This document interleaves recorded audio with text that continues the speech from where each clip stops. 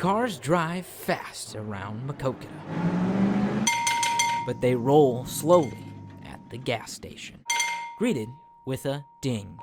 Getting gas is no one's favorite thing to do. But this tank of gas, I don't mind that much because just like this story, it's personal.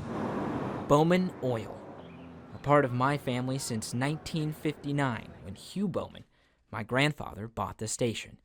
He was pumping gas and driving the tanker truck until he retired in 2011 when he was 80 years old. He always liked the blue, you know. You always seen him in a blue hat. If it wasn't a Standard Oil hat, it was a Cubs hat. A true family business. My Uncle Bill, the owner now. My grandmother on the other side of the family keeps the books. Hi. Good morning. How are you? Good. Still full service. Pump your gas, wipe your windows. Thought the sun might shine on us this morning, but No, hopefully it's still trying. yeah, I hope so too. No need for a credit card, 41 even then. just a signature. They ask you maybe check the oil or tires, and you wash your windows and say hi and how you doing. Homemade. Friendly conversations. Leaning on the bed of a pickup truck. Well, he treated me to tomatoes last year. Greeting customers young Hi, Abe. How are you doing? Huh? and old 90 years, I think. with a smile through his iconic mustache. Hey, Billy. How you doing? Good, and you? It's become a lost art. Full-service stations like these are few and far between. Self-serve stations are the way of the future.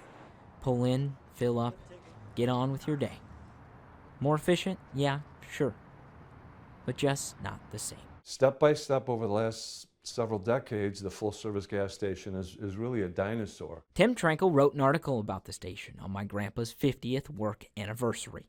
He owned a similar full-service station earlier in life and felt an instant connection. It's a completely different world that Bowman had been and represents a part of America that's almost gone. Bowman Oil is, I don't know, Norman Rockwell, Frank Sinatra, 1952 Chevy pickup.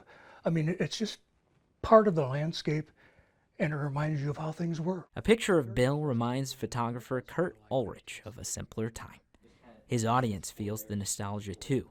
The portrait hangs in art galleries all over the Midwest, from Iowa City to Chicago. It's an absolute throwback, and it's a beautiful thing, and I'll be sorry to see it go. Because Thank you. You bet. Have a good day. time flies.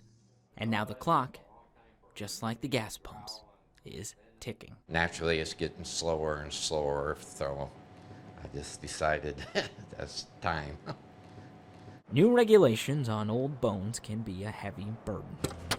Uncle Bill has been pumping gas since he was a teenager. The 66-year-old now said, the end of June, enough will finally be enough.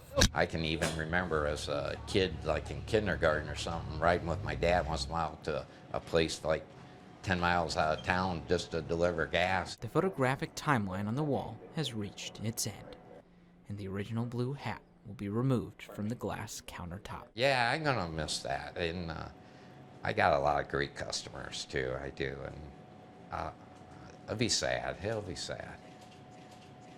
Hi. The end of an era for the Bowman family, and another lost piece of Americana.